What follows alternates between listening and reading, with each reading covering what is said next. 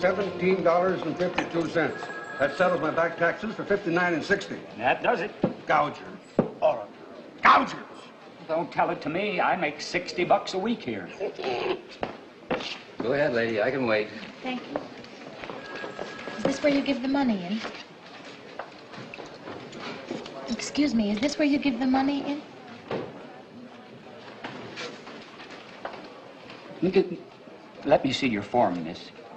I mean, did you make out a form? I mean, where are your papers?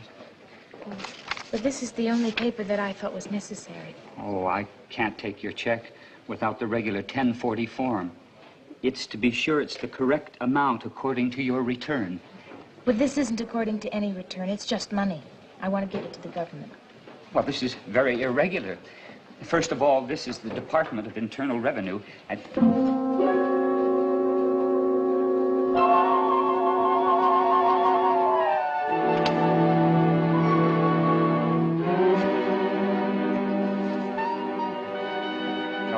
get it. April Fool. Next. No, please. Next.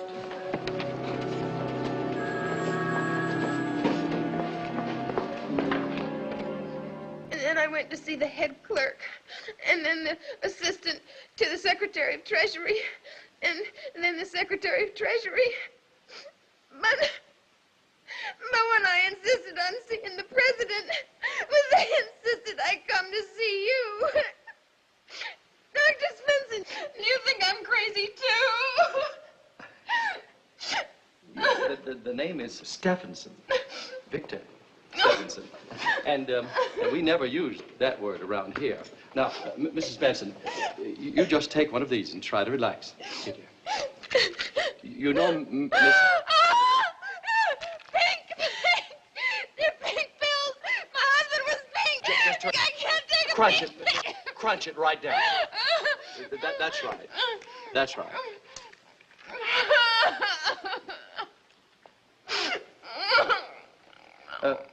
Mrs. Benson, you are obviously the victim of some inner disturbance, which, well, for the want of a better word, your guilts have led you to a state of fantasy in which, A, you're burdened with some fantastic wealth, and B, you're eager to rid yourself of it, as in the ancient ritual of exorcising some Dybbuk or evil spirit. No. This is normal. Excuse me.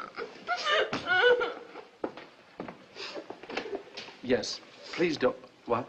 Oh, yes, put him on, please. Oh, hello, Fred. You investigated and... Fred, the check is good?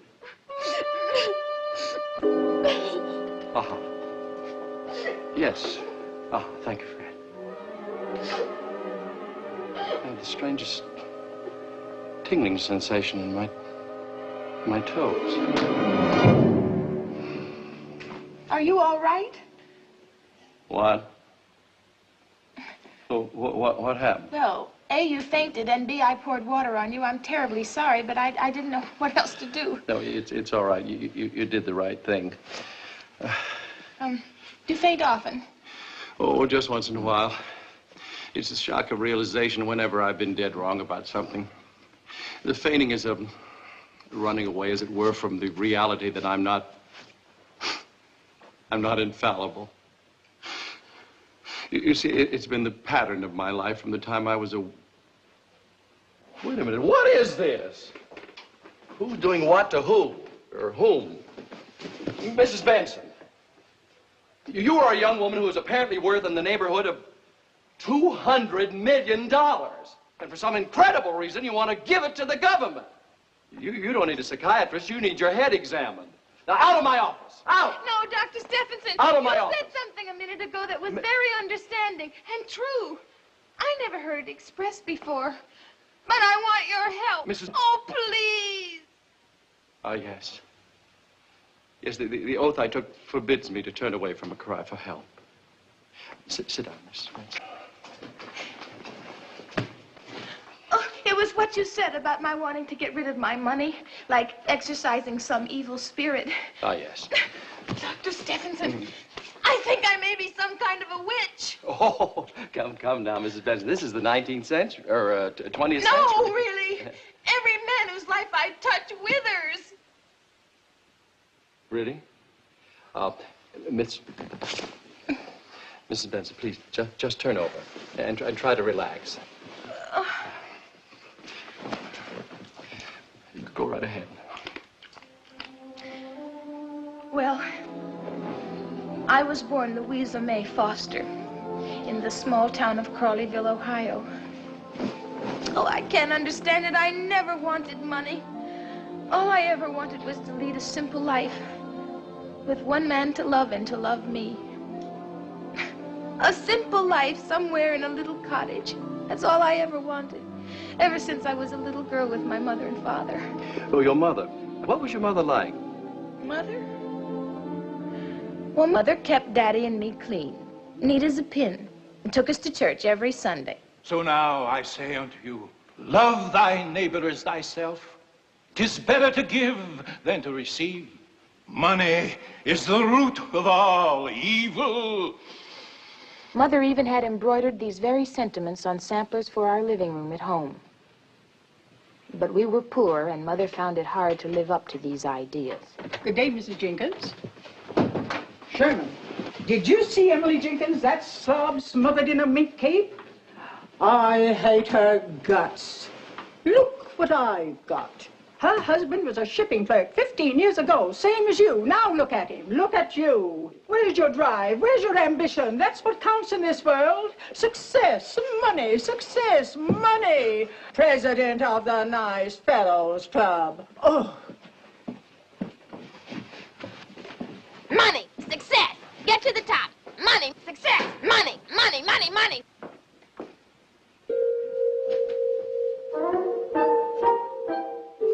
As the years went by, I saw my dear, sweet Daddy dwindle away under this, till you practically didn't know he was there. I began to understand what Mother really meant by those samplers.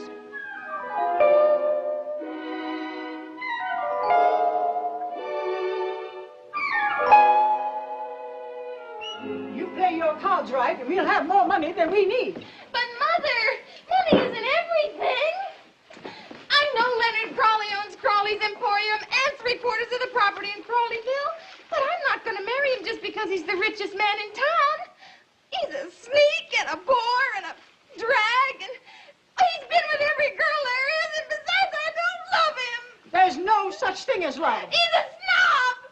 He's ashamed of you and where we live. Why, he won't even walk in this house when he comes to call for me. I wouldn't come in here either if I didn't have to. Louisa, you turned out real beautiful. You have something to sell. Take a mother's advice. Sell it now. Yes, Leonard, you better hurry. I'm not going. How dare you turn down a man like Leonard Crawley? I tell you, he has money. You go and get it. Leonard was waiting. I thought over everything he had to offer. The Crawley home, the Crawley stables, Crawley's department store. But then there was Leonard himself. Leonard Crawley was, how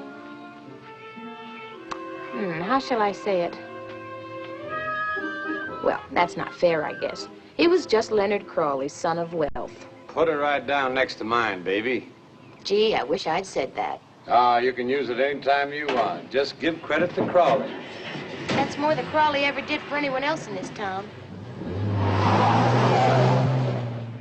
Oh, by the way, you better let your mom know that the payment's due on her refrigerator. Don't let her get the idea that because we're getting married, I'm going to let her off the hook. Oh, no.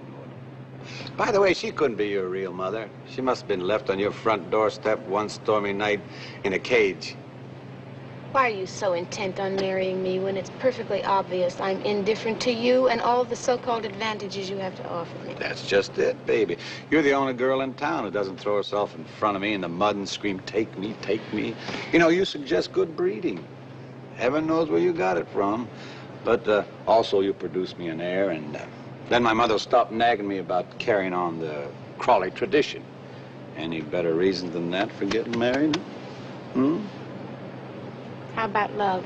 Love? Well, let me put it this way, honey. I'm very rich and you're very poor, and sooner or later you're going to come around.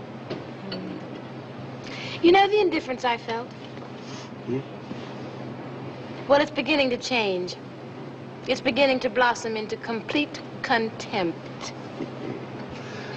But to tell you, honey, I told you you were going to come around sooner or later.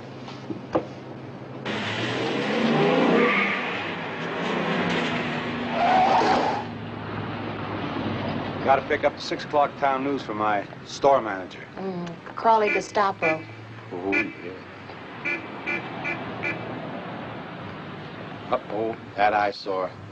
The only spot in town we don't own. But it's just a matter of time before old Hopper will come around. Just like you, baby. Good afternoon, Mr. Crawley. Miss Foster, nice spring weather. All right, make it fast, Driscoll. Yes, sir. Mrs. Willoughby was 5 minutes late getting back from the doctor's today. $5 fine off her salary. Yes, sir. Hopper sent back the answer to your latest bid on his property. It's still no. He says he doesn't want to make money. He just wants to keep his little place as it is. Edgar Hopper. I haven't run into him since high school. I wonder how many days I get for manslaughter. In Crawleyville, they wouldn't even find you, sir.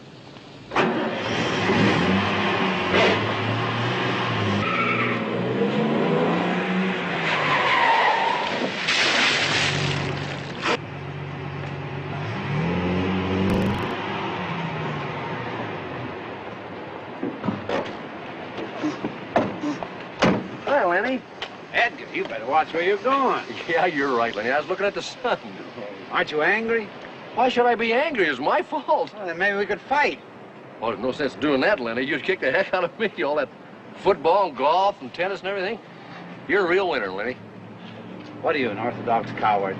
No, Lenny, I just believe in passive resistance. Oh, Mahatma Hopper, I presume. No, as a matter of fact, Gandhi and I both got it from this guy, Henry Thoreau. You're all covered with mud, Edgar. Oh, I mean Mr. Hopper. Louisa Foster, isn't it? Hey, I haven't seen you since Mrs. Pritchard's class. Hey, you've grown. Or maybe I shrunk. Yeah, well, he wouldn't be covered with all this mud if he'd let the town pave that piece of road in front of his property like anybody else. It costs too much, Lenny. For what you Crawleys charge for a bag of cement, this town ought to be paved with gold. Thanks, Lenny. Hey, I gotta be going. I don't want to keep those trout waiting. See, don't grow anymore, Miss Foster. Just right now.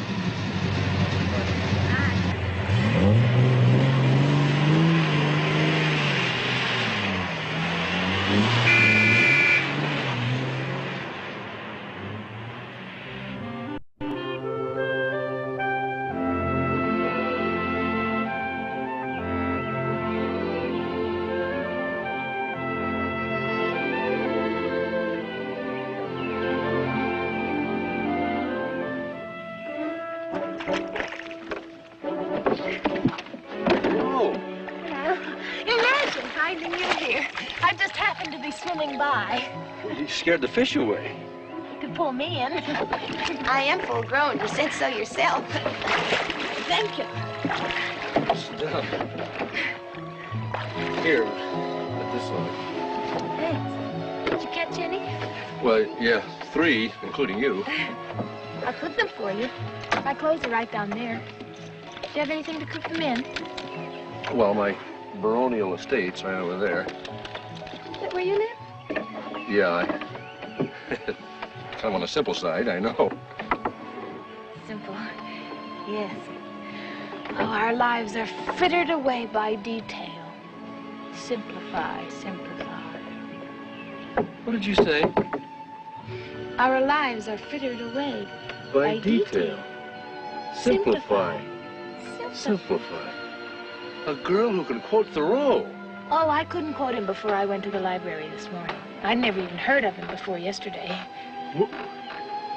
You mean you didn't swim by my boat just by accident?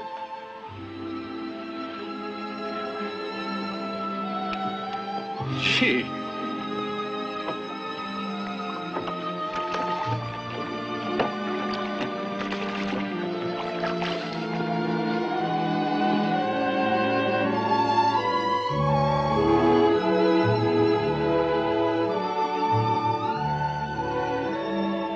What is the future Mrs. Leonard Crawley doing here anyway? Well, now, whatever gave you that idea about me? Well, I don't know. Everybody in town takes it for granted. You are engaged to him, aren't you? Well, he takes it for granted. But Edgar, as far back as I can remember, in grammar school, in Mrs. Pritchard's class, you know, when I sat in front of you, I wished that I had had long pigtails so you could stick them in the inkwell. Did you really? I'm not going to marry Leonard Crawley. Of course, he'll never understand anyone turning him down. Especially for you. Louisa. You mean you take this instead of all that? But Louisa, I've got nothing. I'll always have nothing. I'll always be nothing. That's what I want. Nothing. To quote me and not Thoreau. I love you.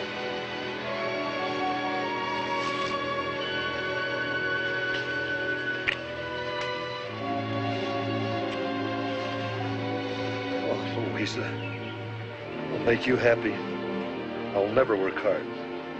I'll never make good. I swear it. It's true, Mother. I've married Edgar Hopper.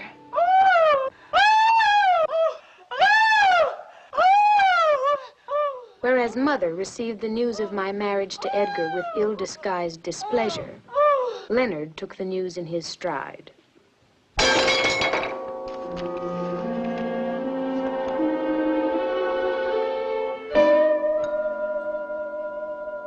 For a while, Edgar and I led an idyllic life. He went off to the store a couple of hours a week, but the rest of the time belonged to us. As I look back on it, I see our life together as a wonderful old silent movie.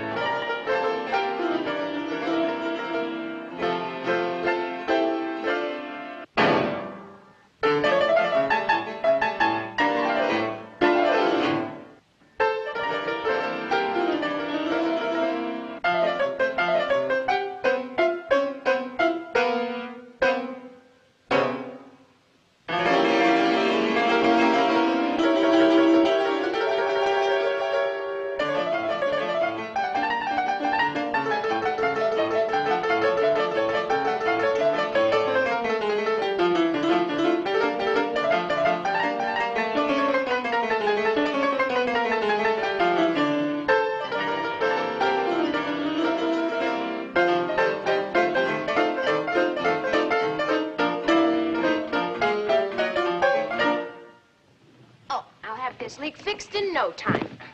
Well, that old water tank always gave you a lot of trouble. Hey, you know, I'm going down to the store one of these days and get some chicken wire, fix these springs. You can do almost anything with chicken wire. I sure do love chicken wire. Leonard. If you're thinking of running some up for dinner, ma'am, I'd be pleased to stay. Hello, Leonard. Hi. Well, if it isn't the happy hoppers at home. You know, I've been all over the world. It's the first chance I've had to come over and see you, lovebirds.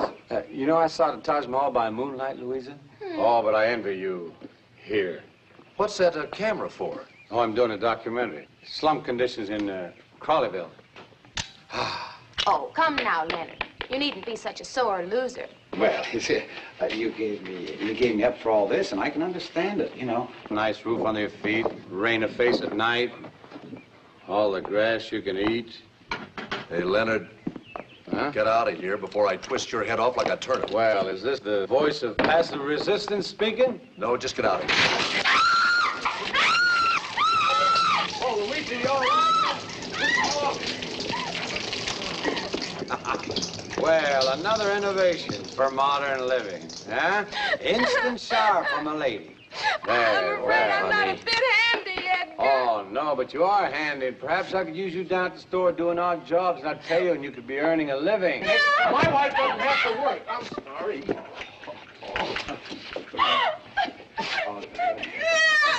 Ed, seriously, Ed, why don't you come down and see me this afternoon and sell me that piece of property of yours? Someone could do something with it. Not you, of course, but someone. I said to get out of here. All right. Get out of here. All right, I will. I'm getting out. Sorry to barge in on you kids like this, but I'll send a Christmas basket.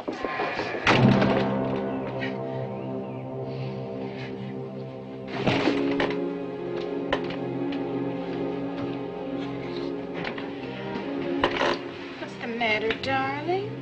Oh, nothing, I think I'll go down to the store for a little while this afternoon. But you were there just 10 days ago. Well, I got that chicken wire I want and some nails. You know, it's end of summer. People come home from vacation. Somebody might want something. Oh, well, I'll be back.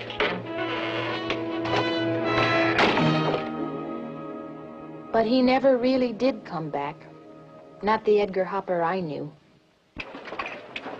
When he hadn't returned by the next day, I hurried into town.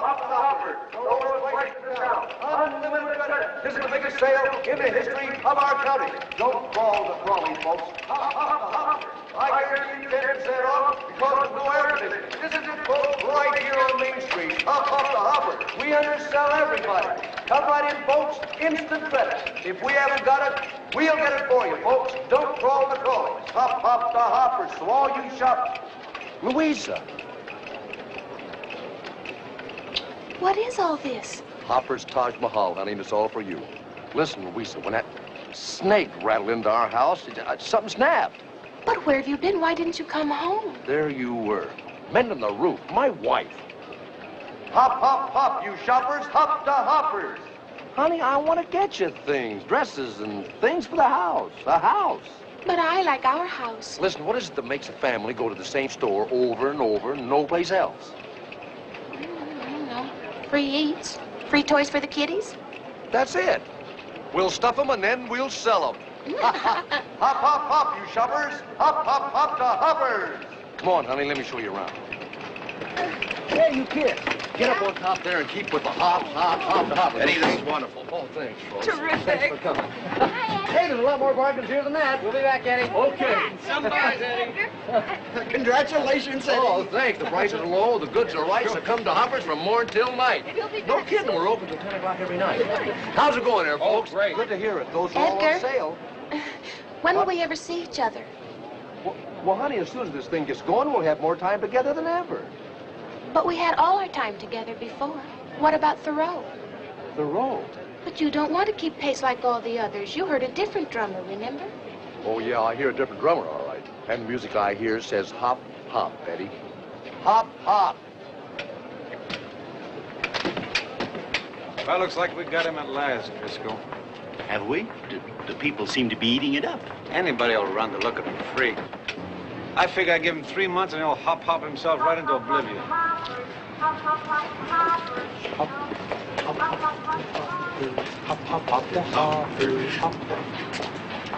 Forgive me, sir, but we really must advertise. What, huh? You're fired. Merry Christmas and a happy New Year. Merry Christmas and a happy New Year.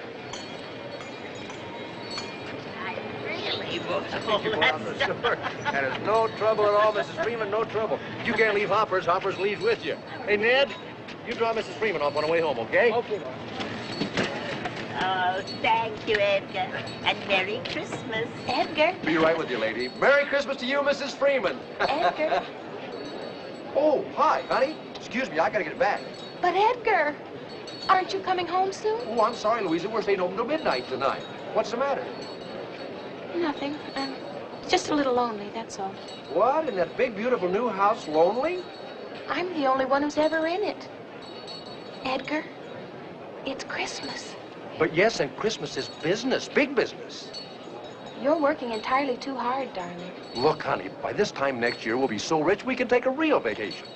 Italy? Italy.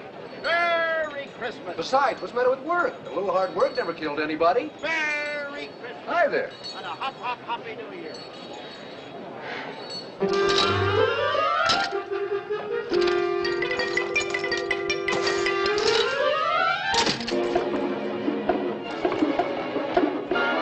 Edgar's hard work included hitting out with every modern sales device known to man, and Crawleyville was his captive audience. We were millionaires overnight. Darling, I checked the hotels in Rome and I have the reservations for our vacation. I'm sorry, honey. That'll have to wait till next year. Next year? Yes, next year. In the meantime, get yourself a couple of art books and a box of spaghetti. Oh, you liar, you cheat! You deceived me! Deceived me? You think I got a blonde tootsie on the side or something? Oh, I just wish you had! At least then I'd know you were relaxing!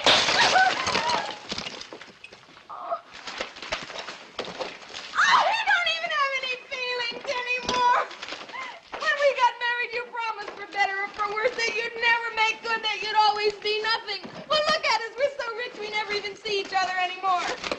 Edgar, you're frittering away your life in detail. Simplify, simplify. Simplify, schmimplify. A little hard work never killed anybody. Edgar was like someone bewitched, like the sorcerer's apprentice. He couldn't stop. Get me 300,000 feet of rust-proof chicken wire. Listen, what is with our order on the Mother Goose Atomic Disintegrator Kit? No, make them think they can't live without doorknobs that light up in the dark. Think big. Our musical mop, which plays Let Me Call You Sweetheart, I'm in Love with You, is a marketing failure. Get something happier like Stars and Stripes Forever to guarantee musical mop-up. So it is just a simple equation. Service quotient X plus condensation atmospheric quotient Y plus smile and affability quotient X show in the last 3 months a sales gain line that has hop right off the lousy board. In short, boys, we are becoming, by the figures, the bigger, biggest. In yours of the 23rd, I am impatiently awaiting your order, hastily yours, Edgar Hopper.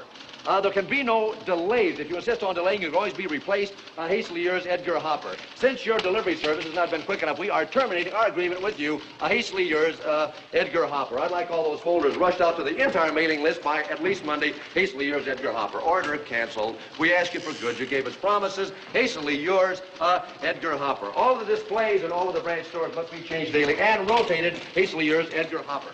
That is my final word on the subject. Hastily yours, Edgar Hopper. I've got to have 10,000 bed springs at once. Hastily yours, Edgar Heaver. Hastily yours, the Hophead. Hastily yours, the boss. I like that all in triplicate right away. Mr. Hopper, no one can work like this. The pace is too fast. We're not machines. We're human beings. Miss Bickford, there is no place here for anyone who cannot keep up with the pace of modern living. You are fired.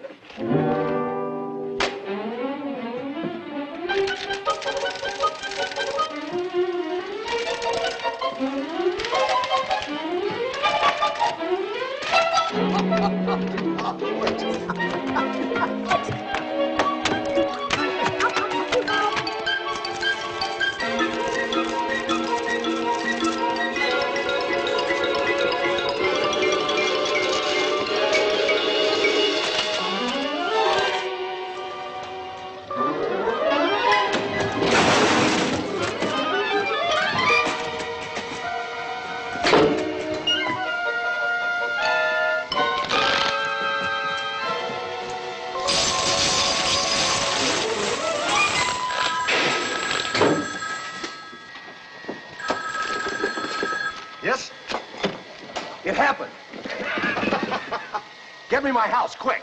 You just closed the deal. My wife, hurry. Leonard Crowley, just handed over the keys. Louisa. Louisa, Louisa. Hello? Louisa, it happened.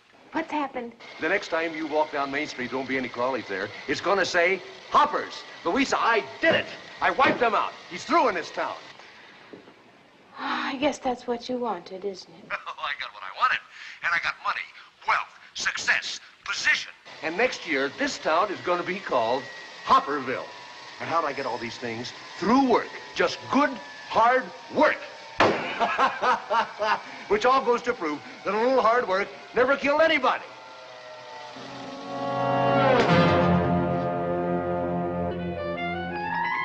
And outside of the bequest of one roll of chicken wire to Leonard Crawley, I bequeath my entire fortune and worldly goods to my wife, Louisa May Foster Hopper.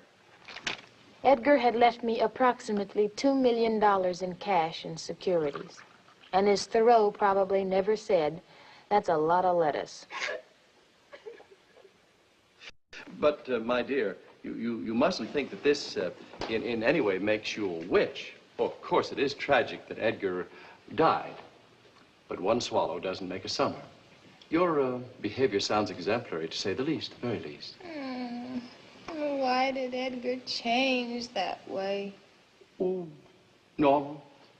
Quite normal. You see, he was the weakest of the tribe who had somehow won the prize, you, without really having had to fight for you.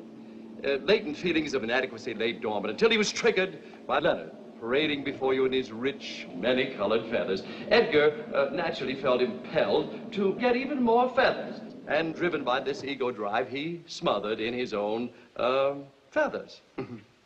It happens every day, you know. Tell me, what happened to the other feather, or fellow, this Leonard? I never heard from him again. Oh. Dr. Stephenson! Lisa, I'm sorry. Just relax. Oh, I'm terribly sorry. There. Now, please, please. Just relax. Yes. Try to relax. You were saying about Leonard. Where did Leonard go? Well, he just walked away like a plucked chicken. Normal. Quite normal. Yeah. Well, I put all the money in the bank, and I gave the house to Mama. And I took a small allowance for myself, and I got out of Crawleyville. I took a trip to Europe alone, to Paris. I wanted to forget, and I was determined never to marry again.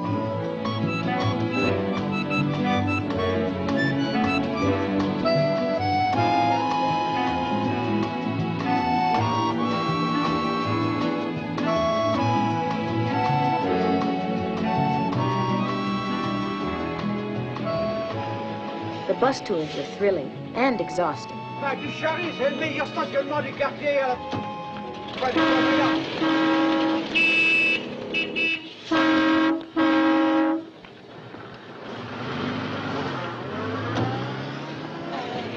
Castella, Desjardins, Est-ce que... I ain't got all day, lady. Where do you want to go? Oh, you speak English. All of us foreigners do. It's compulsory. You American? Nah, lady, I'm a Russian spy for the CIA. Well, would it be, huh? Go to the American ghetto at the bar of the Georges V, or go visit some of your phony friends learning about life at Les Dumagos. Well, frankly, I'd like to do either, but I don't know anybody here. Et dis donc, toi, tire-toi de là rapidement, hein? Pourquoi? Bah parce que je veux stationner. Mais je suis là maintenant, vous démarrez. Mais tu peux pas stationner ici, voyons, t'as une femme dans la voiture. Non, c'est vous qui allez foutre le camp. Sans ça, je vais vous verrer votre langue. Sans blague. Vous ne voyez pas que je suis en train de parler à une dame? Oh, qu'est-ce que tu me racontes dans la famille? Eh, fais-toi, je suis saligo, va, je te vois, madame. Well? Oh, well. Well, I think I'd like to see some more pictures. I've just been through the Louvre, and that was wonderful. The Louvre. Now, what is that? It's a garbage pail of the arts. Hey, vous! Allez, allez! Démarrez! Well, how about the show at the Galerie Lafayette? That's a department store, lady, but I'd rather hang up one of their face towels than some of that other junk. Listen, I'm sure you're an expert taxi driver, and I don't mean to belittle your profession. But why should I listen to your opinion on art? Because I happen to be one of 5 people today who could definitely be called an artist. Maybe 6, including Frida. Who's Frida? Chimpanzee on my block. Oh, that's great. That's great. I mean, you'd see a technique like that, it just wipes you out. I'd go away. What is it? What is it? Innocence. Van Gogh had it. But then he had to chop his ear off in order to free himself. Free himself from what? Intellectual hang-up. Now, if we could all do that, go back to a life like that, uncluttered, unhung. Simple. Oh. Well, Frida had the best teacher in the world, you know, Rene Carrier there. I'm very happy to meet you, Mr. Carrere. I'm Louisa May Hopper. You don't look anything like the Emile Desjardins that said you are in your cab. The name is Larry Flint. I used to take Emile's cab out for him once a year the day his wife has a baby. Frida's finished now. It's a masterpiece. Oh, look at the line, and the color, and the sweep, and the texture. Marvelous. A testament to the human spirit. Total primitive articulation. Does Frida's work sell? Sell! You think Frida cares what her work sells? You think I care what my work sells? Typical American yardstick, you eternal buck. So I left the place. Well, Mr. Flint, I was only asking. What's that? She's at it again. Well, is someone being murdered? Are we going for the police? Hey, Larry, we shot 3 already.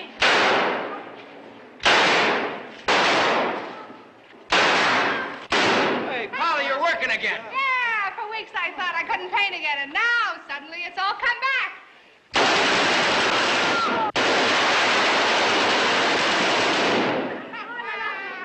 One of the greats. Oh, that picture makes me sick. Oh, thank you. Thank you very much. Good, feel sick. It should make you feel sick. It's destruction, pure and simple. That's what today is all about. That technique is her way of expressing it. Oh! What was I doing in Paris, 4,500 miles away from home? It was fate. I had come to meet Larry Flint, an unspoiled, dedicated artist, searching in his own troubled way for the simple life. Suddenly, I knew I wanted to share that life. Well, I never did go back to the Ritz. I'll never forget the wedding.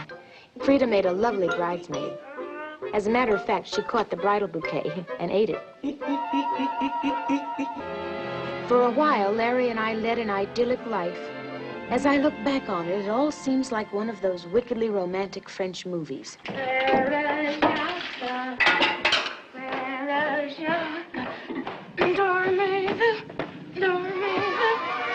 Allons, mon vieux! Allons maintenant!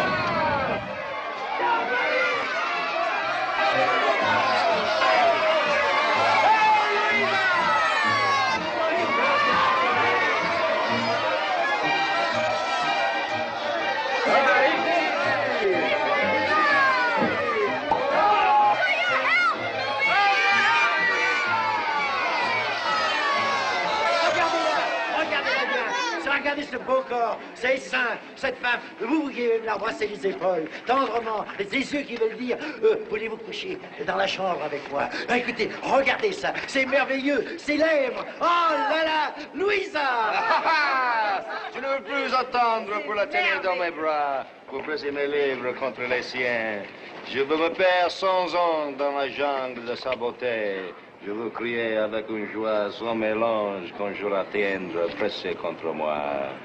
Près, toujours plus près. Oh.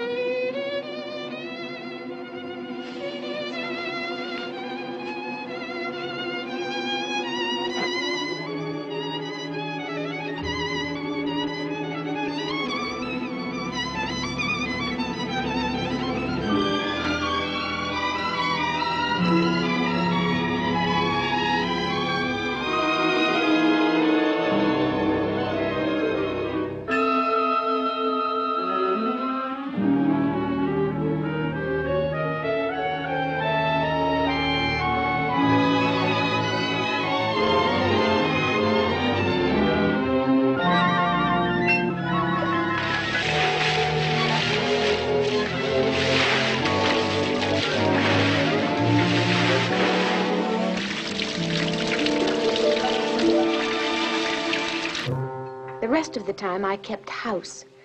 Ah, la vie des bohèmes. Le sacrifice d'amour.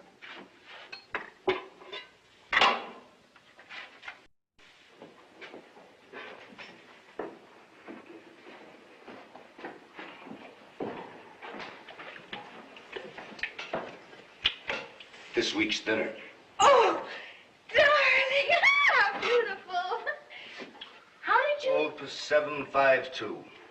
But, darling, that's one of your most beautiful paintings. Well, we can see it any time we go to the butcher shop. Monsieur Blanchard has got it hanging right over the tripe and the sweetbreads. But I've told you so many times in the United States and Won't America... touch it.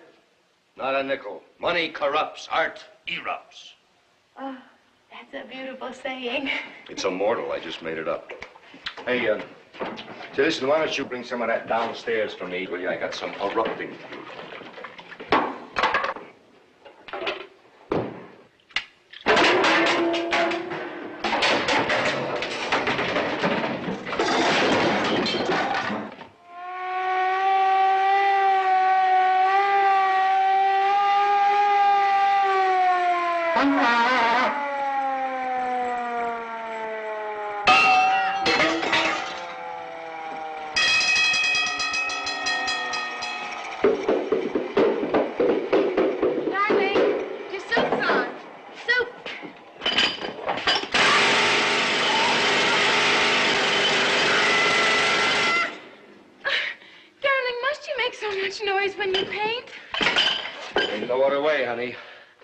My trade, like I told you, see, the sound, the sonic vibrations, they go in there, and then that gets transmitted to that photoelectric cell, which gives those dynamic impulses to the brushes and the arms.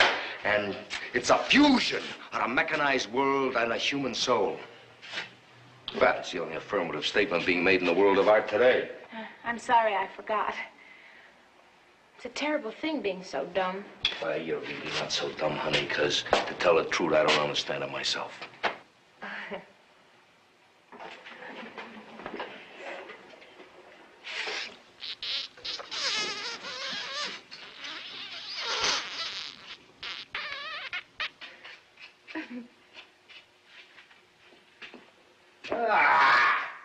We left the machine on.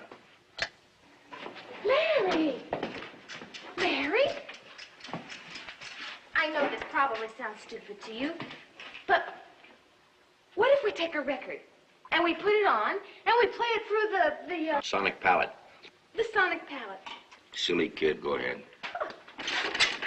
Mendelssohn's Spring Song. That's my favorite.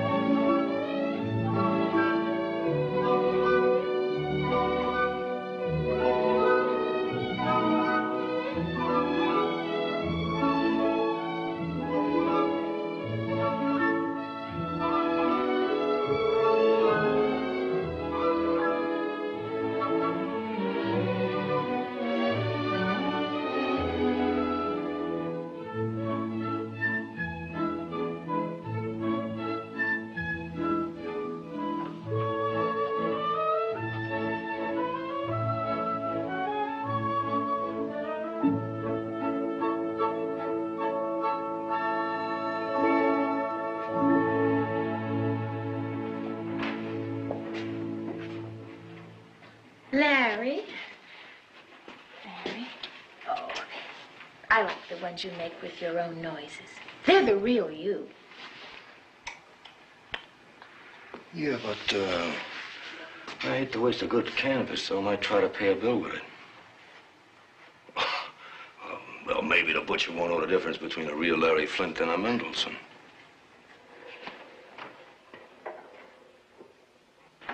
Hey, Louisa! Hey! Guess what? What, darling? I didn't leave it at the butcher's. I was there showing it to him, and there's this customer in there buying pig's knuckles. So he looks at the picture, and then he puts on his glasses, and he gives me his card, and he gives me 40,000 francs. That's almost $200. Oh, why, that's wonderful, darling. Oh, from that silly little idea. Hey, well, I gotta go downstairs and get to work. I'll be listening for all those dear funny little noises.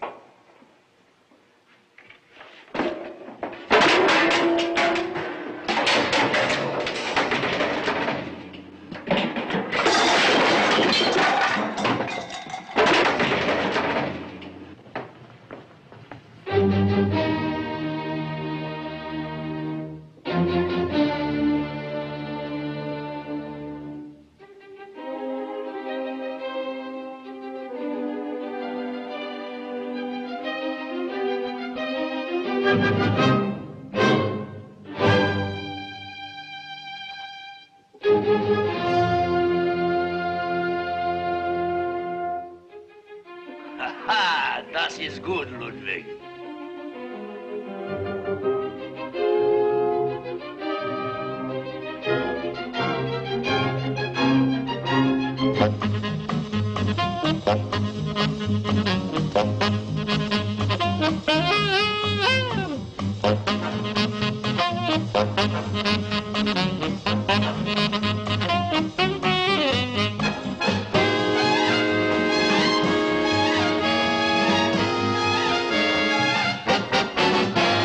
The show was a smashing success. Larry was famous and rich overnight. In the middle of this excitement, I was filled with apprehension, although I tried to conceal it. I'm insufferably honored. Translation, mais, s'il vous plaît. Frida and I are very happy. At last, painting which is music and music which is painting. How do you do it? Joe, how can anyone explain the workings of the inner man? Actually, the act of creation might best be described as pure animal instinct. If only Beethoven were alive to just hear this painting. Ah, yes, poor Ludwig, I think he'd be very pleased. Your paintings make me want to kneel, pray, and cry. Well, in that case, Baroness, why don't you buy one? Then you can kneel and pray and cry at home. Translation, master. Please let me introduce you to all Paris. Well, thank you very much, but me wife and I don't take much to our places. We'll just go back to our little garage and attic. I got work to do. But of course, we didn't go back to the old place. We had a lovely house on Ile Saint-Louis, but Larry was never there. If he wasn't entertaining at the gallery, he was at his studio just outside of Paris.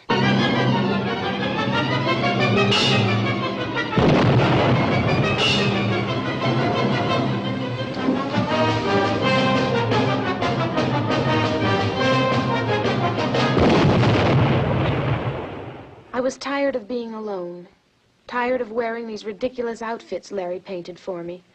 What kind of life was this? I was just another canvas to him, just another walking catalog. Where was the simple life Larry and I had had, that vie de bohème? He was obsessed with success. I had to get him back. I couldn't let that happen to me a second time. Suddenly I had an idea.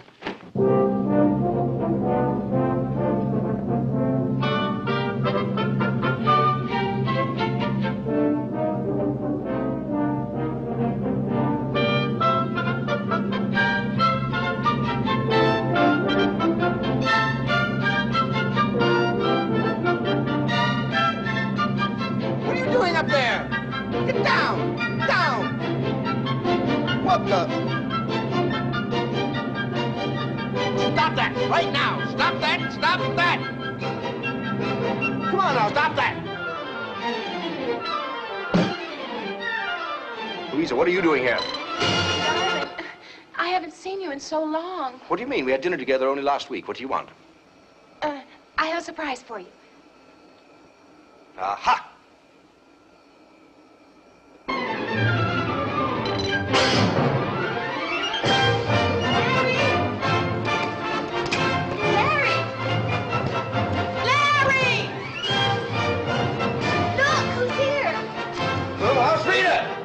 Painting better than ever. Larry.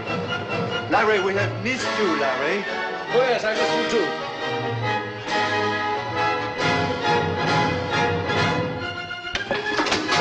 Harry, we have a picnic and bread and wine and cheese, and I thought we could all... No, I'm sorry, but working against the deadline. There's murals for Neiman Marcus. That's a department store in Texas.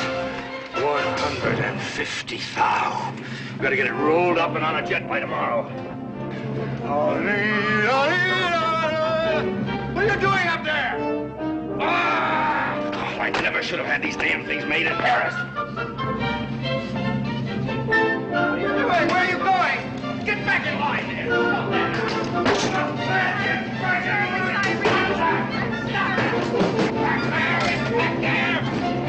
Larry, what is the matter with you? What is the matter? Huh? Larry, why can't it be the way it used to be? Larry, I never dreamed this could happen. What is the matter with you? Larry, what is the matter with you? What is the matter? Larry!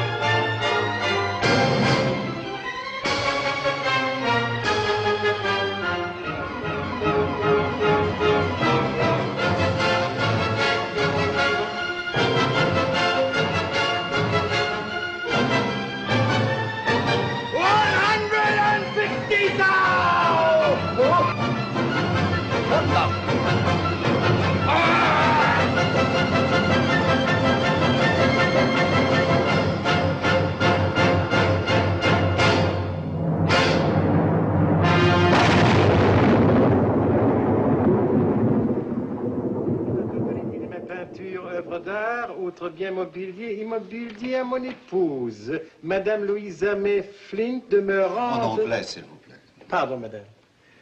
I, Larry Flint, bequeath... What Larry Flint had left me in cash, plus the sale of his remaining pictures, brought me in the neighborhood of $4 million in American money. It was an amount even Picasso wouldn't be ashamed of. After several months of trying to lose myself in Paris, I decided to leave.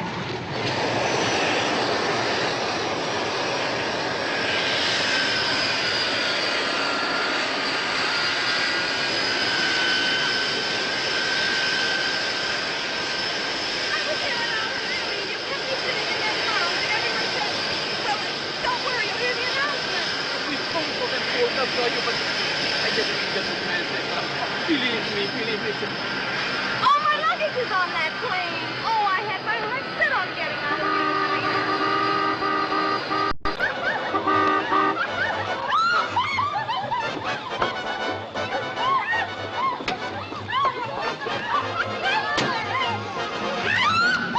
But I can't possibly stay in Paris for another day. You missed the last trolley back to town? Oh, Mr. Anderson. Should I get that, please? No, I'll take it. Thank you, Mr. Anderson. Excuse me, Mr. Anderson. Overseas call, sir. San Francisco. Excuse me. Hello? Uh-huh. I recognized him immediately. Unbalding, glamorous Rod Anderson, Jr. Millionaire tycoon, up from riches, inheriting $10 million from Senior Anderson's maple syrup empire. Unmarried, he seemed to have no trouble in getting what he wanted, in business or in pleasure. Quiet. Thank you. Well, Mrs. Flint, where would you like to go? I was sorry to read of your loss. I saw you at one of your late husband's openings. I didn't buy anything, though. I don't like his paintings. Well, I don't like your airplanes. Where are you going? New York, Miami, Irkutsk, any place you'd like to go. I just flew in from New York this evening for some party. I stayed about a half an hour, and if I'd had it, I don't like parties. So you just put on your Superman suit and fly away home? That's right. And there it is. Or don't you accept hitches from strange men? Oh, I know who you are, Mr. Anderson. I just don't know if I'll be very good company. I don't have much small talk. I haven't any time for small talk either. Excuse me, Mr. Anderson. Overseas call. Hong Kong calling. Excuse me. Uh-huh. Yeah, uh-huh. All right. Sell it. Thank you. Well, where shall it be? New York. New York it is.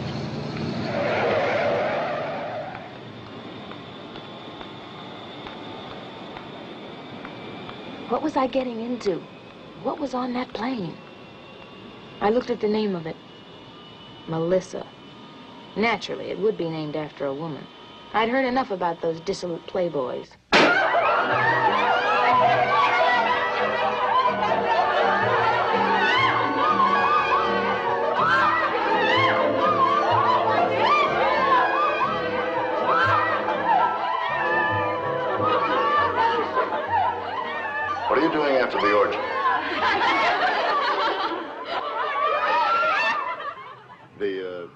plane is ready. Pretty name, Melissa. It's someone I knew a long time ago.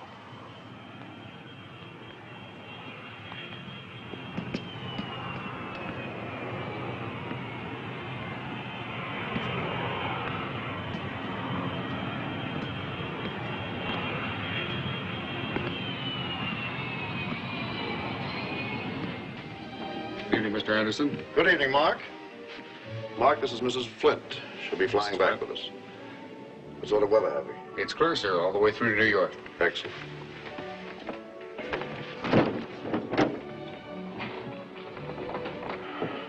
Good evening, Willard. Good evening, Mr. Anderson. Willard, this is Mrs. Flint. Mrs. Flint will be flying back with us. Yes, sir. Her bags left on the 1119. You have them picked up at Idlewild and delivered to, The Montclair Hotel? is that your favorite? Well, I've never been in New York. Only for a few hours en route. Mm-hmm. You better make that my suite at the St. Regis, Willard. Very good, sir. It's reserved for visiting executives. I camp about 10 blocks further up the street on Fifth Avenue. And Willard, have the chef come round and take Mrs. Flint's order, will you? Yes, sir. You have anything you like. We have some rather fine wines aboard. I'll just have my usual. Yes, sir. Whatever you have is all right with me. Oh, really? My usual has 2 soft-boiled eggs, gluten toast, and a glass of yogurt. And Willard, Mrs. Flint will have the creme senegalese steak Diane, pomme souffle, profiterole with chocolate sauce, and break out a bottle of Latache. Very good, sir. And that'll be all, Willard. Thank you. Now, let's step into the bar. Make you one of my very special martinis. Oh, thank you, no. I'll have a scotch on the rocks. On the rocks. Oh, very well. I was raised on maple syrup, you know. Cured me of drinking anything at all. Oh, well, then I won't have... No, you go right ahead. Drink up. Good for you. A telephone? Watkins in Chicago. Excuse me.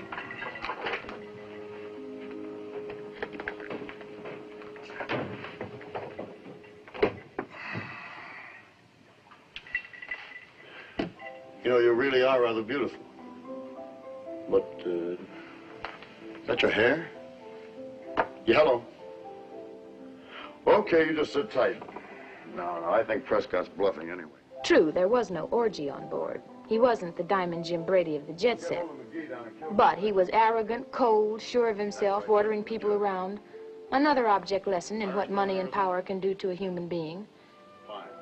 For all of it, he really seemed to be a miserable and lonely man.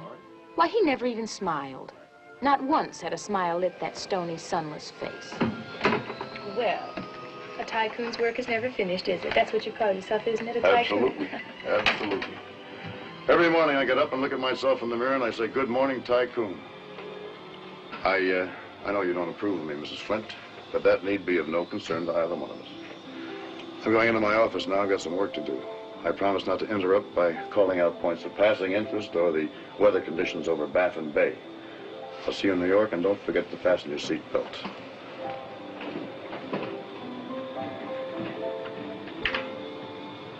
What was wrong with my hat anyway? Okay, Mark, I'll take it. Okay, sir. I wondered who Melissa was. Some forgotten Hollywood starlet, no doubt.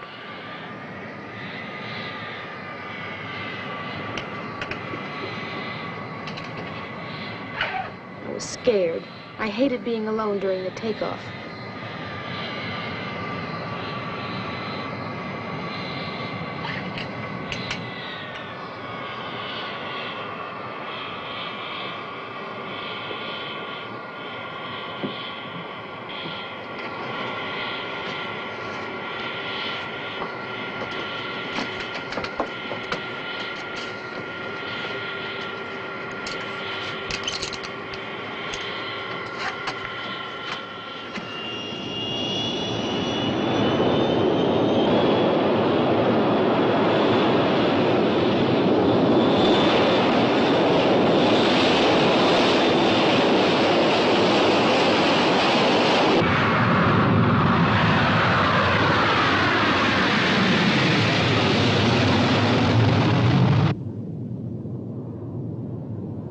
was so beautiful looking down.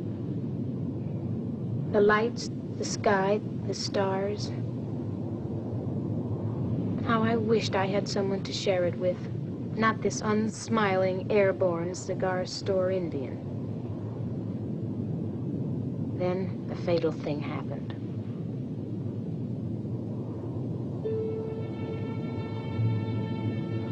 I'm glad you decided to join me.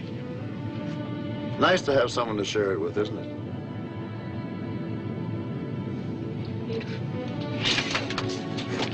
Excuse me, sir. Telephone. Zurich? Willard, tell the gentleman I just stepped out.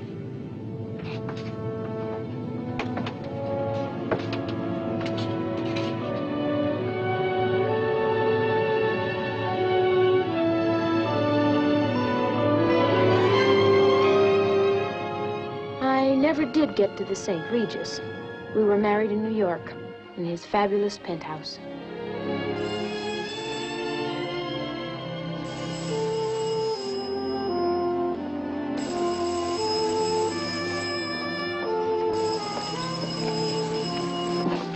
Thank you, Timothy. Hello. Yes. Okay. I felt so safe at last. Rod had all the wealth and success he wanted long before he met me. I felt I couldn't possibly jinx his life. As for the mysterious Melissa, I decided never to question him about it. I dismissed it from my life.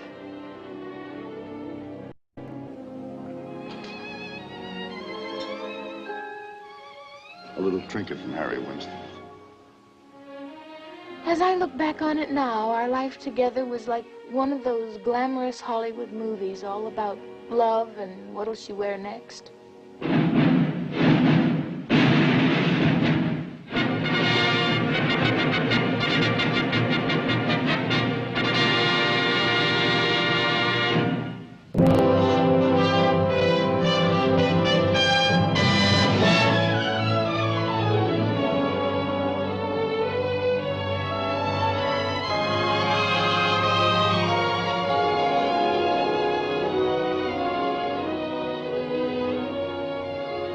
Remind me to tell you later that I love you. I'll remind you if you'll remind me.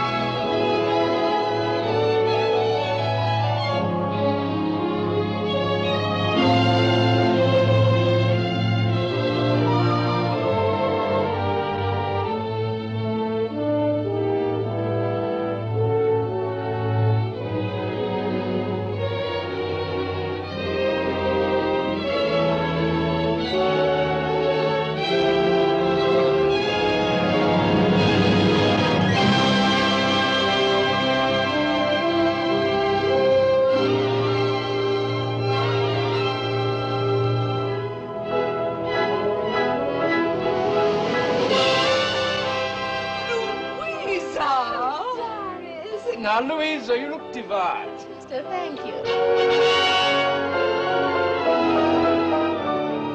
You remember Peter, don't you, darling? But of course. We met at El Morocco the other evening. You play beautifully. So nice of you to come. Thank you. That's a beautiful dress. Oh, I'm glad you like it. It's my favorite. My very own favorite. I want to talk to you. What is it, dear? You remind me to tell you later that I love you. Rod! Nicky! Louisa!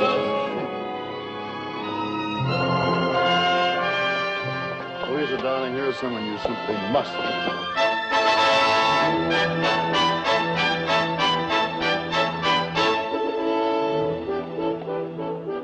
Darling, now you know Nicky Cathcart. Wonderful to meet you. Mrs. Cathcart. Louisa. I do hope the two of you can come down to us for a shoot. Love to. We always get a bang out of a shoot. Remind me to tell you that I love you.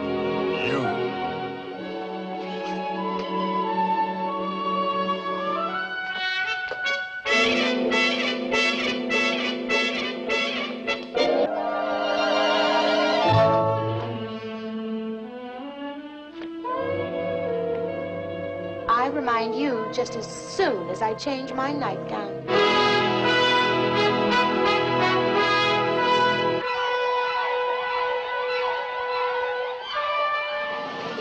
Lord Kensington? Lady Kensington, may I present my wife, Louisa? How do you do? So nice.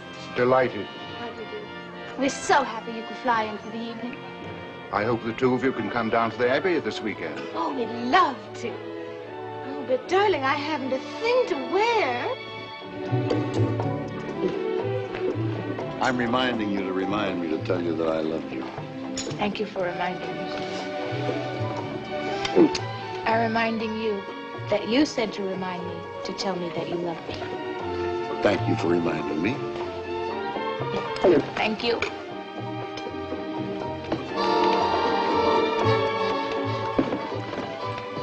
I love you. I love you.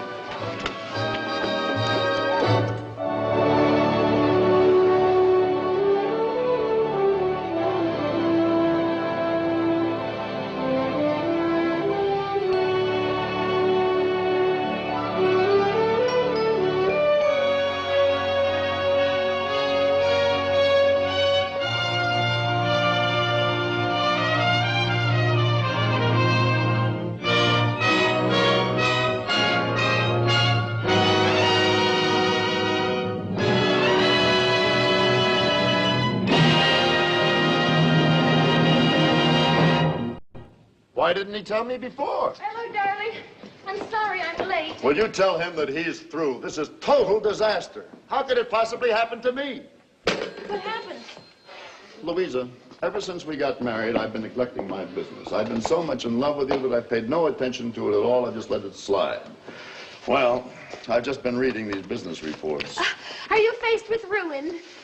I am 3 times as rich as I was the day we got married. Oh, no! Nobody triples the business of Anderson Enterprises but Rod Anderson. Someone has been giving orders. Somewhere, somebody in my organization. Well, that's absolute treachery. Someone's been giving orders behind my back. Imagine that. If I want to lose a fortune, I'll lose a fortune. If I want to triple it, I'll triple it. No one else. I'm going to get to every one of my offices all over the world, and I'm going to find out who's been running things behind my back. Triple it. How could he possibly triple it? Who can the guy be? You spend years training employees, executives to serve you faithfully, and they stab you behind the back. That's loyalty for you. Willard, you make arrangements for trips to Sydney, Johannesburg, Hong Kong, and Bombay. I'm looking for somebody, and I'm not coming back until I find him. I knew there was no man to look for. It was only me and my witch's curse. Sleep was impossible. Next morning, Rod would go out of my life forever and meet his doom somewhere. I was terrified. I tried to think of a way to save him.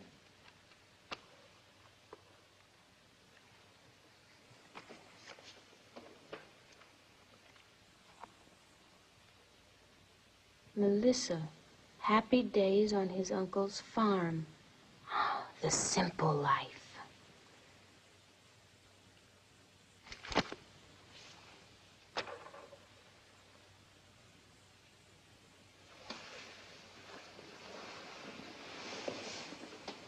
Moo. Hmm?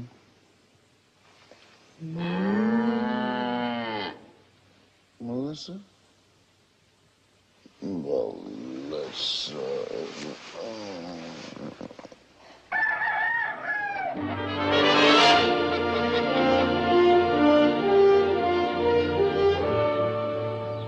We had a simple, modest little farm, 24 leghorns for me to look after, and a cow named Melissa the second, and a bull named Melrose.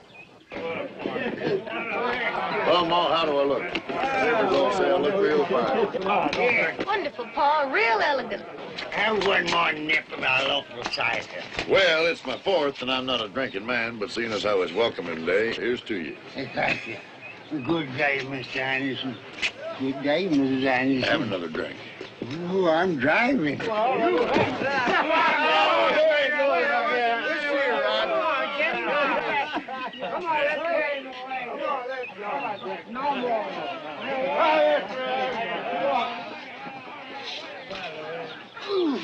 I'm sure glad I listened to you. This is our first day here, and already I realize that this is what I always wanted to come back to, and you made me do it. Uh-oh, feeding time. I'll go feed Melissa and you milk the chickens, huh? Been waiting a lot of years for that. Can't I wait till tomorrow? Well, it shows how much you know about farming. You don't milk her now, and she'll be mooing all night long. Let's go.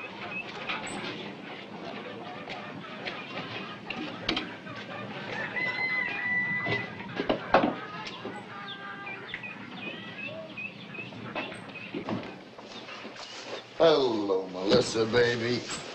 Oh, How you doing, honey? just great, honey. That's a girl, Melissa, baby. Ooh, baby. Ooh, Melissa. That's it.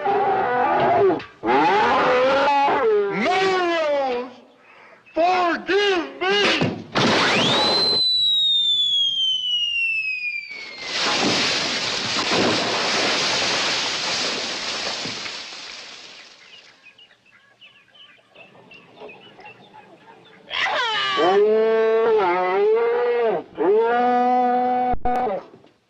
And all the rest of my holdings, cash and securities. Several months after the funeral, I had to listen to the grim business details.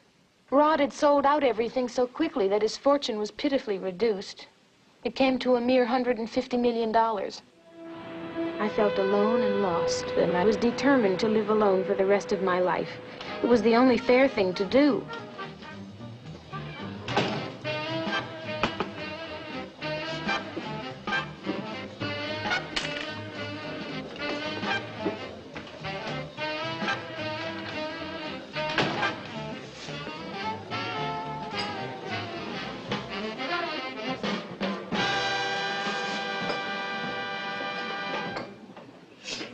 Isn't there any way of getting a cup of coffee here? Isn't there any way of getting a cup of coffee here? What's your name, miss? Louisa May Hop, Flip Anderson. Isn't there any way of getting a cup of coffee here? Asked Louisa May. Hopfly Anderson, pretty eyes, pretty hair, and she asked so clear, isn't there any way of getting a cup of coffee here?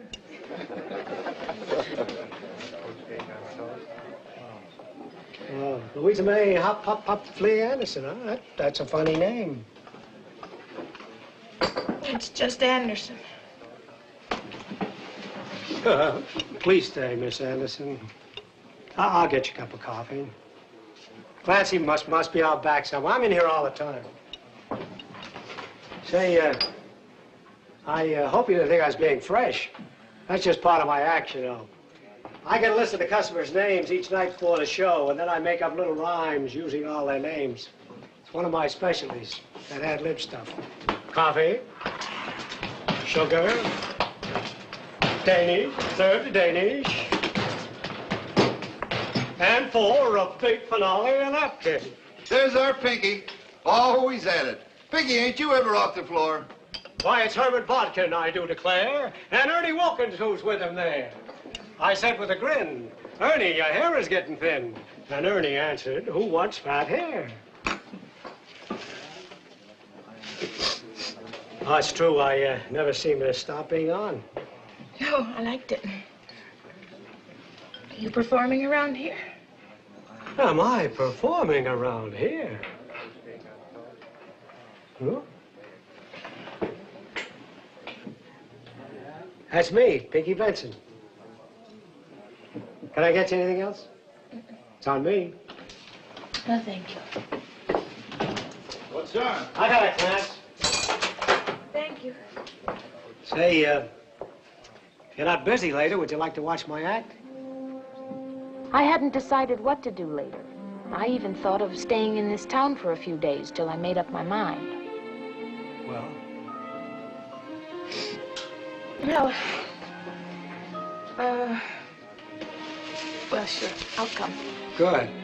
I gotta kind of rush over there right now. It takes me 2 hours for my props and to put on my costume and makeup. Really? How's it going? Well, the management must love me. I've been playing there for 14 years. See you later.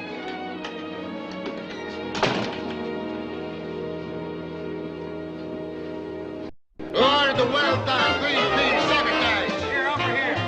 Medium well. Titus Billy, may I order that's better for you, no cholesterol. Mashed potatoes, well done. One rare hash brown. I order French fries. Take it back. Really making you back. Shut up. I agree, but stop yourself, honey.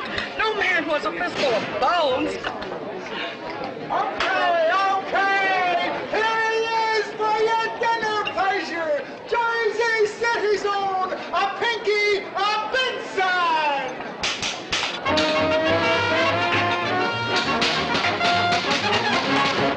Well, good evening, friends and neighbors. Hey, who do we have here with us tonight? The Shimkin. Her Rosie Shimkin was able to get a ringside table. She's wearing a rose in a hat, and with her is her husband, Matt, and that is that. Dennis Horner is sitting over there in the corner. Hiya, Dennis. And Peggy Norton. Peggy Norton and her sister Min, chewing on those bones like Rin Tin Tin. So, welcome all. Welcome one. Lend an ear and have some fun. I think that you and I should get acquainted. I'll just come up to you and ask your name. What I say is live and leave me alone. Isn't the weather fine? And aren't you really glad? So glad that you came. Then after you and I become acquainted, I'll ask you if you'd like to stay a while. You'll say you will. You'll give me a smile. Oh, goody good. You'll make my evening worthwhile. Before our little rendezvous ends, we won't just be acquainted. We'll be the very, very best of friends.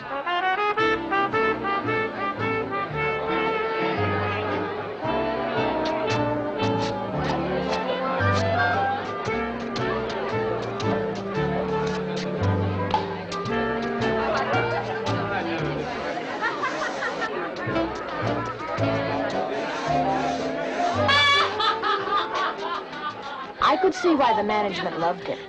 He didn't interfere one bit with the sale of food and liquor.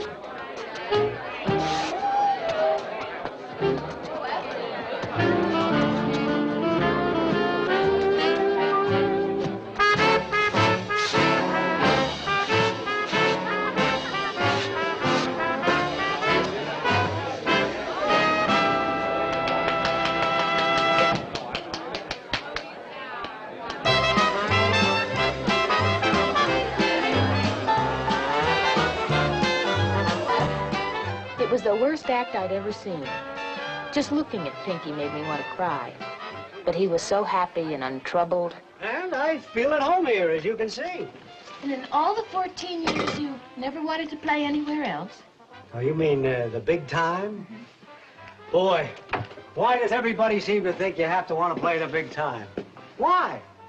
You get to the top of the ladder, you're a slave to your fans, you got no life of your own. Then you got to start worrying about staying up there. Oh, no, not for me. I'm happy doing what I'm doing. And you know what? I teach dancing to kids in the daytime. That's nice. Yeah. My wife wanted me to get ahead. She wanted me to get an agent, press agent, publicity, audition, push. Your wife? Yeah, I was married once. We were a team. She always wanted to be way up there, so I let her go. And today, that woman is Greta Garbo. No, she married a guy with a lot of dough, and she left the business. I don't blame her. I don't blame her at all. I was just a guy who wanted the simple kind of life. And that's the story of my life as told to Louisa May. Hop, hop, hop, hop, the Anderson.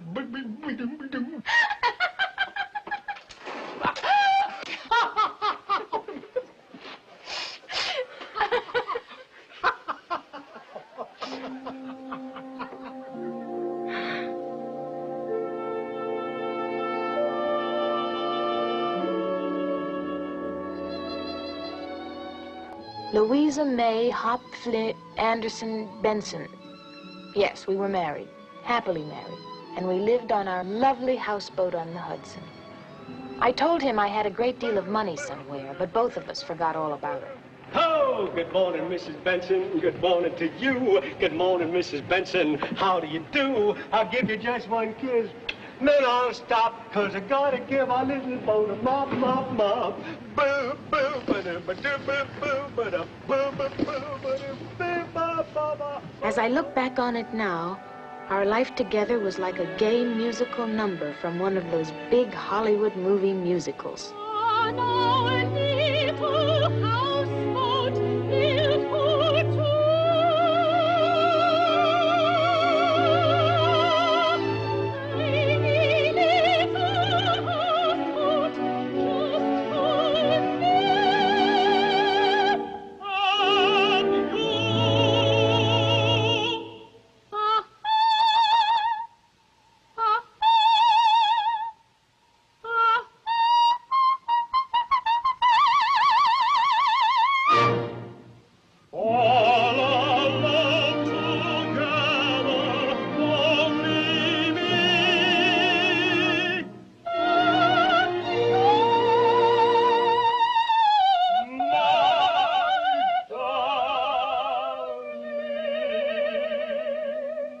On our houseboat on the Hudson, alone, alone. Together life is rosy on the Hudson in the rain and weather. Far from city streets and far from hills of heather. Loving, singing, dancing all of the time. So hey ho, let's go. Life is just a vaudeville show. Sing and dance. Take a chance.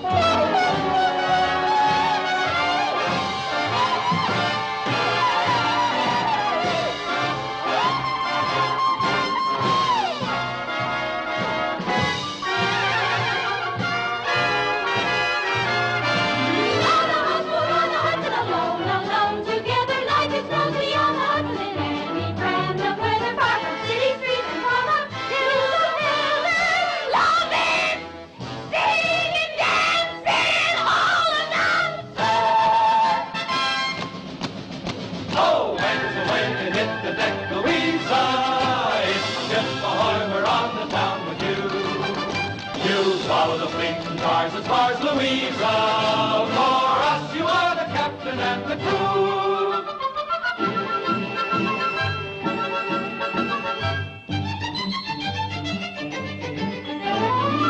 Oh, how we love Louisa.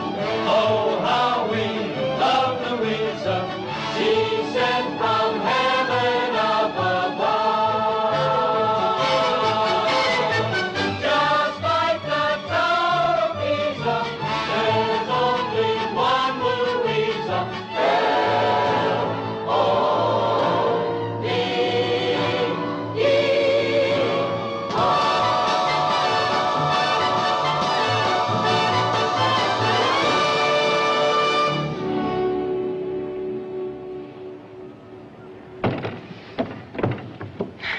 Love. Then it began to happen. We were planning a birthday party for Pinky after the last show. Well, I guess we got everything. The hot dogs, the rolls. Hey, look at the clock. I gotta get made up. Oh, you've got time? No, I don't. I have less than 2 hours. It takes you 2 hours to get out of that makeup. You'll be late for your party. Couldn't you just skip it? Skip a performance? No, skip the makeup, I mean. Do it just as you are. Oh, don't be silly, darling. The makeup's the whole act. Here's the bucket of lemonade, Trinky. Thank you. Thank you. Mr. Trentino, because of the party, would it be all right if Pinky went on tonight without putting on all his stuff? Sure. You don't want to miss your own birthday party. Okay, honey? I feel naked. Oh, leave out the verses, too. Leave out the verses. Just this once. Well, all right on account of the party, but I feel funny. I'm going to lay an awful egg. I'm now for your green peas. Your choice is your own. Ha-ha, boy. A Pinky, a Benson. Let's get out of here. Waiter, check.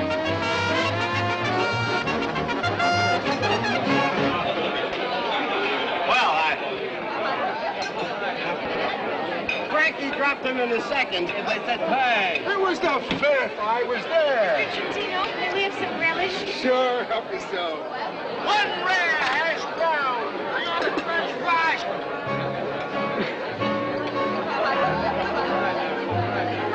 I think that you and I should get acquainted. I'll just come up to you and ask your name. I'll tell you mine, I'll say, isn't the weather fine? And aren't you really glad? So glad that you came. Then after you and I become acquainted, I'll ask you if you'd like to stay a while. Hey, Doc. You'll say you would. You'll give me a smile. Oh, goody good. You'll make my evening worthwhile. And before our little rendezvous ends, we won't be just acquainted. We'll be the very, very best of friends.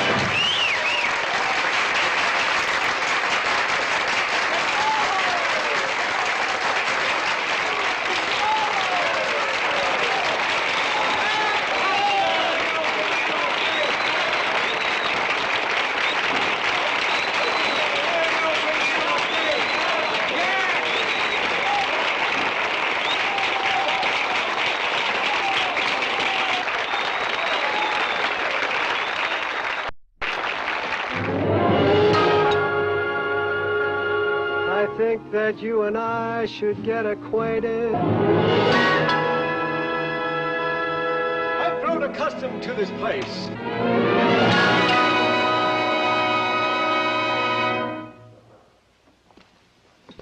What? Caesar! Cut, Fred. Magnificent, Pinky. Wonderful. Magnificent. I'll never direct a better actor. And to think they wanted to put that Welshman in the part.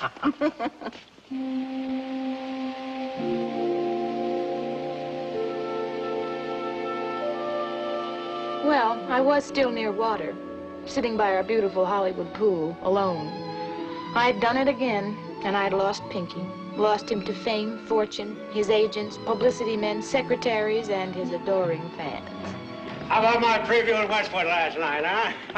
What a gas. Sure was, Pinky. All those Pinky Benson fans screaming, yelling, crying. The little people. I love them. I love them. And if the studio tries to cut 1 minute of that film, I'm gonna burn that nut house to the ground. 5.5 hours is not too long for a Pinky Benson fan. Yes, Mr. Benson. Now, about the premiere. Everybody in the ball, see? Hi, Louisa. Hi, Pinky. Going in for a dip? No, I'm going to Brown Derby. I got a business luncheon with these creeps. Ciao, baby. Ain't you gonna change? What for? You know you can't get in a derby without a tie on. Jeez. And Pinky, after lunch, you got to tape a speech to send to Jersey City. Yeah, you told me. What's it for? Pinky Benson Day. Big ceremony in your honor. Citizens are getting together to paint the front of the house you were born in pink. Yeah? Gee, that's kind of sweet. I wonder who thought of that. I did. Yeah? Well, here's an idea from me. What's the matter with this place? The fans and the buses go by here every afternoon. Let's let them know without a doubt which house is Pinky's house.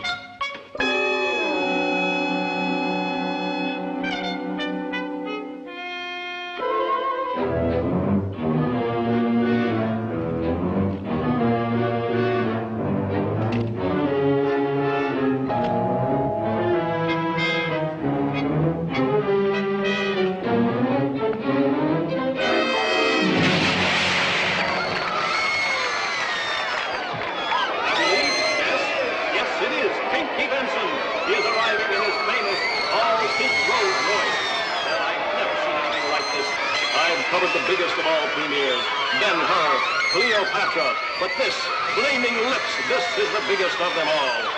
All the great in show business are here tonight, the great and the near great, and all the little people. Awaiting the premiere of Flaming Lips. Mrs. Pinky Benson seems to be wearing a pink, all-pink chinchilla coat. Now he's introducing Mrs. Pinky Benson to the crowd. Oh, this is fabulous.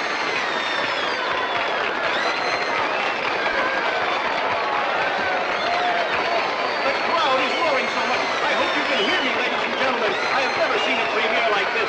And now they're going into the theater as Pinky Benson. Tonight in Flaming Lips, Pinky Benson proved that a comedy can run 5.5 hours. Earlier today, Pinky told us his next film will run 7.5 hours.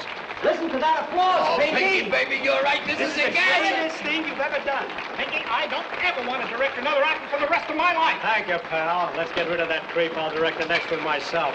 This picture is a cinch to do $50 million at the box office. Yeah, too bad I only get half of that. Yeah. And the studio wants you to co-star with Frank, Marlon, and Terry in a remake of The Four Horsemen. Well, why should I carry those dead weights? I'll play all four. Come on, Pinky, let's get out of here. The mountain. Come on. Break it up, break it up. Everybody out. all right. Now, coming to our cameras, the co-star of Flaming Lips, Miss Linda Putty, another Pinky Benson discovery. Making new discoveries is the basis of our industry. And now, coming to our microphones, here she is, Mrs. Pinky Benson.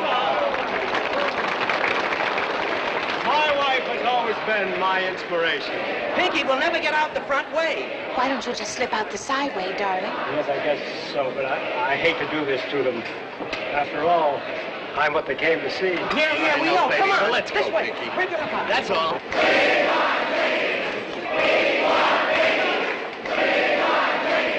The little people. I love them. Love them.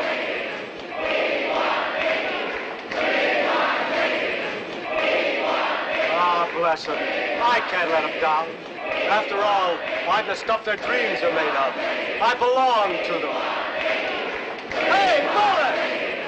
Mullet! Look who's here! It's me! It's your Pinky! Look, it's Pinky!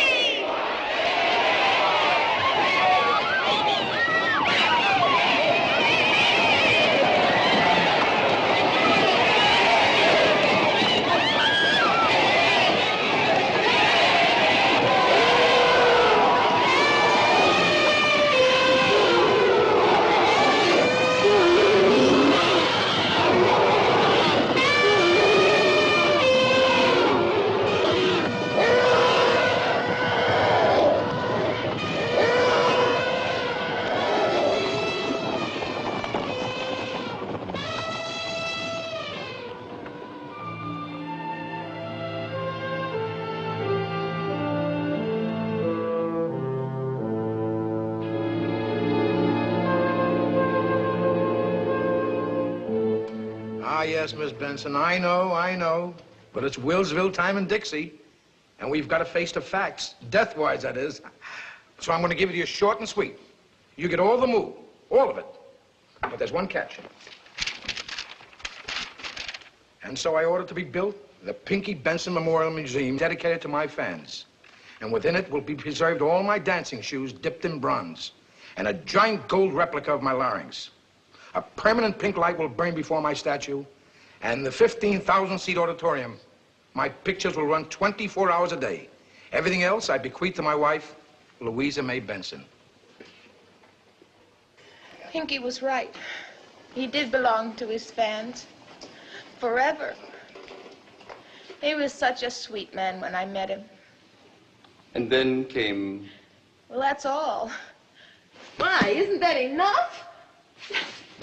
Oh, I was left with another $30 million, and I flew right here to Washington, and that brings us up to date. And I'm going to give that money away. The government's not going to stop me either, and neither are you. Please answer my question, Dr. Stephenson. Am I a witch or am I not? Well, you haven't said anything for the last 2 husbands.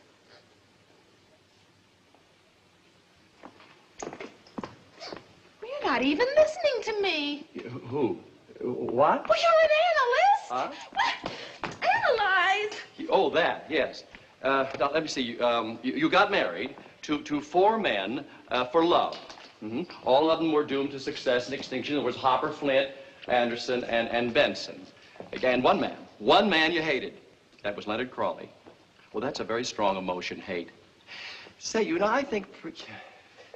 Wait a minute, what do you expect of me? Instant analysis? Why, your case might take 24 hours a day for the next 50 years. In other words, Louisa... Would you marry me? Dr. Stephenson. Look, if it's simplicity you want, you should see my apartment. I'm a dedicated man of science, and I'm so tired washing out my own socks. What do you say, Louisa? Victor, I'm honored that you'd risk your life for me. Thank you. But it isn't fair. I simply don't love you. No? But would you mail my check in for me anyway? Oh, please don't feel so bad. Maybe you'd help me after all. I said yes to 4 men and I said no to you. Isn't that progress? Of a sort, I guess. You see, after listening to my accumulated life story, you naturally assumed that I'd say yes. But you were wrong. Wrong. I was wrong. I have the strangest tingling sensation in my Doctor, step! Victor, are you all right? Wake up, Doctor! Oh, dear. How do I get... I've got to... Oh, please help me. Would you please press that button and let this thing down? Dr. Stephenson.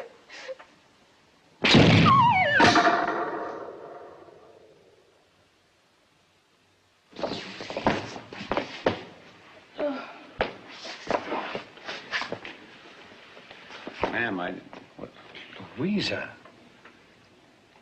Leonard Crawley. What happened to the doctor? He fell off. Well, he always does. Oh. Dr. Stephenson. Doctor. Leonard, you're the custodian here. Well, now, Louisa, let's call a spade a spade. I'm the janitor here. Oh, how awful. Oh, no. I deserved it. You know, poetic justice is called. But in a way, I ruined your life, too. Oh, no, you made it. You know, when I lost everything, I just began to live. And I'll always be grateful to you and your friend. Thoreau. He said simplify, and you can't get much more simpler than being a janitor. Leonard. Hmm? You're the only man in the world I ever really hated. Hate's a very strong emotion, you know. But I think the thing I hated most was that I knew that deep down under that small-town emperor there was a human being that I wanted to know, and you wouldn't let come out.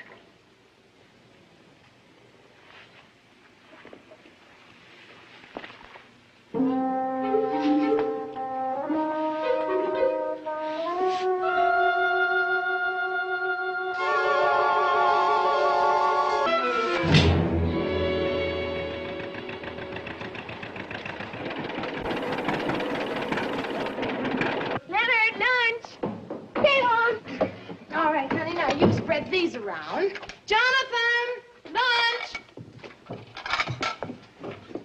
Hey, look, Mom. Look what I caught. Sharks. Well, wonderful. We'll have these for dinner. Now help your brother. Geraldine, lunch, honey. Now, don't you drop this. What do you think I am? A baby? All right. Help is on the way.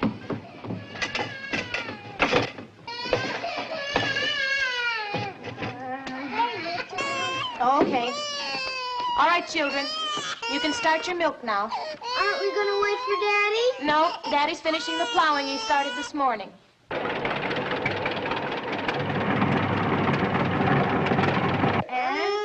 the princess had 4 beautiful children. Leonard, and Jonathan, and Geraldine, and Butch. And they all lived happily ever after.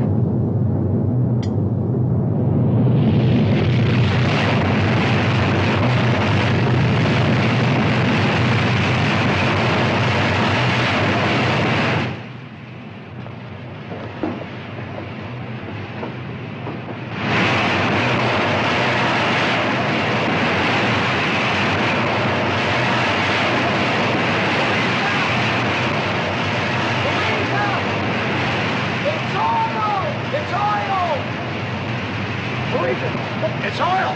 It's oil! Look at it! It can't be happening. It can't be true. It can't be happening. But it is. It's real. Hey, look at this. It's real. It's oil. You bet it's real, and it's ours. Yours? Yes, you idiot. It belongs to us. You punched a hole in our pipeline. Not ours. No, it's ours.